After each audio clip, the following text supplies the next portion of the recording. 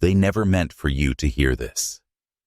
Every record was rewritten, every witness discredited, every grave unmarked. But the truth, the real truth, doesn't die. It waits, and it waits in places like this.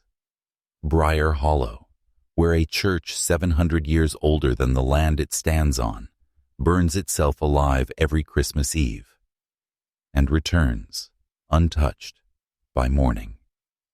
Not once, not twice, every year. Most people dismiss the story as folklore, the ravings of old men drunk on cider and frostbite. But they don't understand what this place is. They don't understand why it burns, or what watches from behind the stained glass when it does. Because this wasn't a church. It was a prison, not for people, but for memory, for guilt, for secrets older than Scripture, buried beneath floorboards, soaked in centuries of silence. And like all prisons, built by men who feared what they couldn't control, it failed. The first reports came in whispers, surveyors who wouldn't return, ministers who vanished mid-sermon, children born with white hair and soot beneath their eyelids. One man wrote only 6 words in his journal after seeing the fire. It burned itself. Nothing was spared, but something was spared. Not the building, not the congregation. You. You've been spared from the truth. Until now. Because the fire isn't the curse. It's the cleansing. And what returns each morning isn't a miracle. It's a warning. A black feather in your doorway. A candle that lights itself. A footprint pressed into ash. All small things, easy to ignore. Until you can't. Until the silence isn't empty, but watching. You've been told that history is written by the victors, that the past is just a story. But what if the story is alive? What if it returns every year to finish what it started? You've heard the lies. Now, hear the ritual. Keep watching. Keep listening. Because once you know what happened in that turkey, once you see why it burns, you'll never walk into a chapel again without checking for soot beneath the pews, or the sound of humming from a voice no throat is making. And this is only the beginning. The records say the church was first seen in the winter of 1143, long before the town even had a name. No builders, no blueprints, no origin. Just a structure of blackened oak, settled crooked on a stone foundation that no one ever laid. It wasn't built. It arrived. Some claimed it came by sea, carried plank by plank in the belly of a ship that arrived half-sunken and crewless. Others said it rose from the earth like it had been sleeping there, beneath the roots, waiting for the frost to return. But the oldest families, the ones who no longer speak their names aloud, they say the church is older than the land itself, that the fires are not destruction, but remembrance, that what burns each year is not wood, but evidence. Every Christmas Eve at midnight, without fail, the hush descends. Not silence, suppression. Sound doesn't stop. It's stolen, sucked out of the air like breath from lungs. Then comes the scent. Scorched myrrh, copper milk, the sweetness of something wholly spoiled long ago. And then, the flames. No smoke, no crackle, no chaos. Just flame. Pure, white, unflinching, licking up the pews like fingers, seeking skin. There is no screaming, because by then, the air has swallowed all sound. But those who've witnessed it, The few who lived to speak of it describe something worse. Figures behind the stained glass, small, watching, pressing palms to the panes like children trying to get in. But children don't watch like that. They don't wait like that. And no child was ever buried under that church. Yet, names of the unborn are found in the ash, again and again, wrapped in calico, resting on pews, left untouched by flame. Ask yourself, why would a place consecrated by centuries of faith refuse to die? Why would it burn itself and return untouched, year after year? Because it is not the building that is sacred, it is the ritual. Every year, see, it cleanses memory, and every year it calls new witnesses. You're not watching this by accident. You've been invited. And if you've made it this far, comment below. I am the ash. I am the flame. Write it twice. Let the algorithm mark you, because you're not just watching anymore. You're participating. The first man to challenge the church was Reverend Silas Merton, a zealot with scripture in his veins and fire in his mouth. He believed no place, no spirit, no darkness could defy the Lord's dominion. He was wrong. For months, he held services with a voice so ragged it scraped bone. He shouted gospel into rafters that never echoed. He anointed the threshold with oil. He sealed the bell ropes in iron. He fasted and prayed, daring the fire to return. But on Christmas Eve, it did. Witnesses say he stood at the threshold as the flames bloomed around him, hands clasped, eyes closed, lips moving not in fear, but defiance.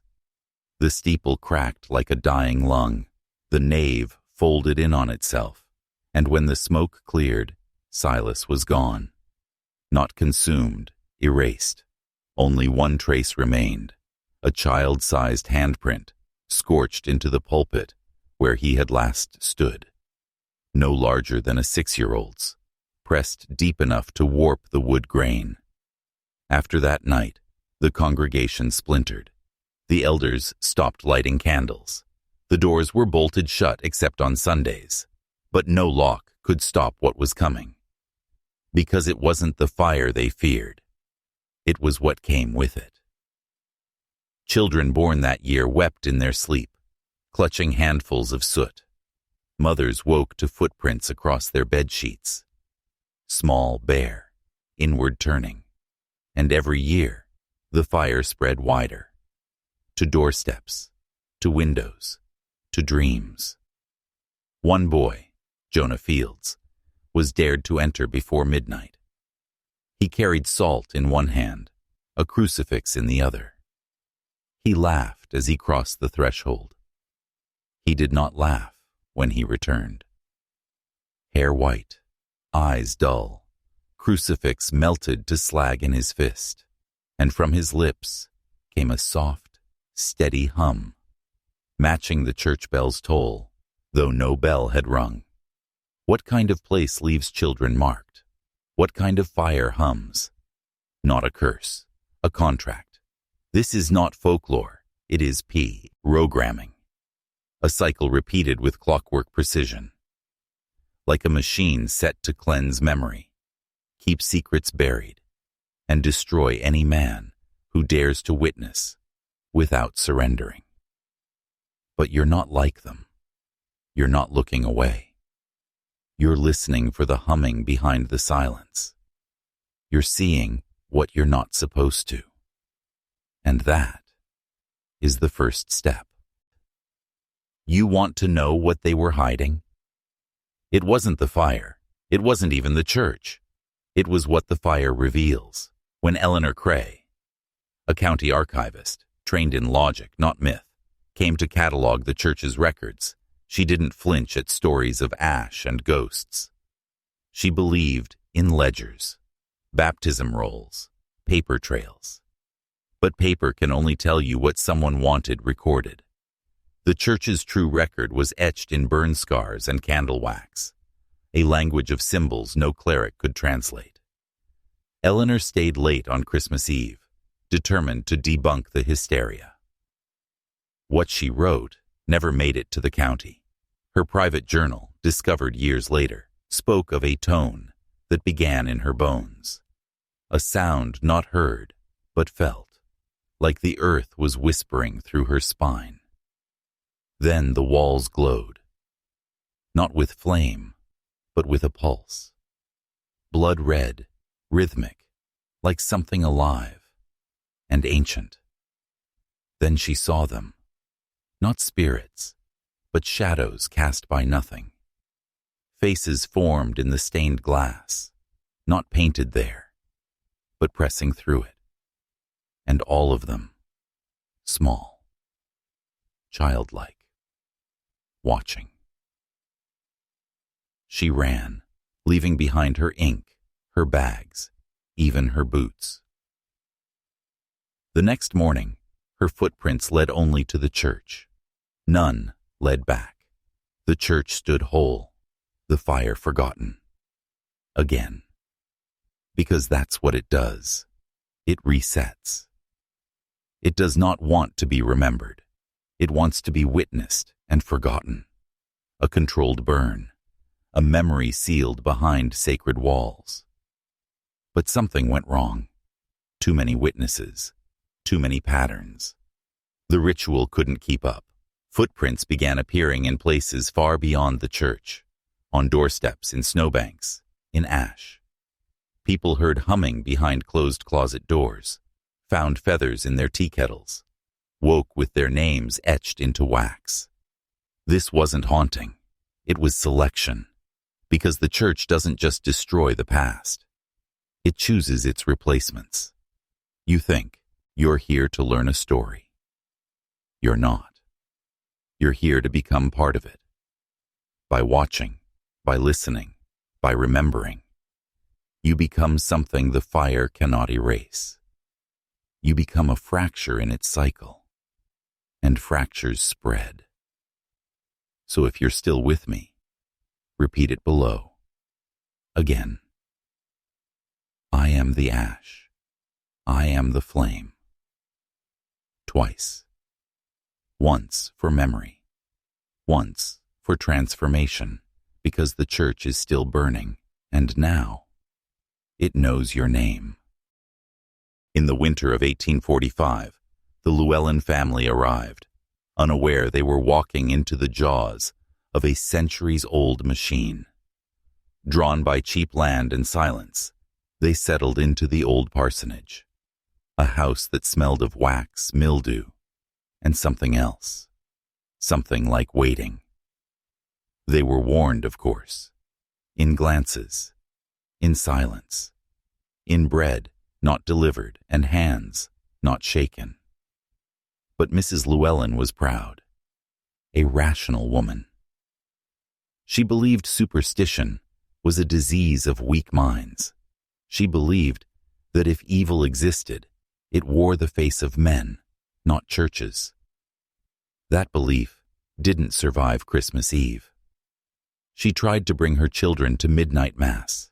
Her youngest collapsed at the steps, shrieking that the bell was ringing inside his skull. But no bell rang, only silence.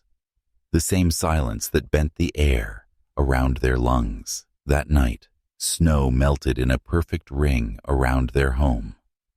The ground was wet, not with rain, but something darker, something warm.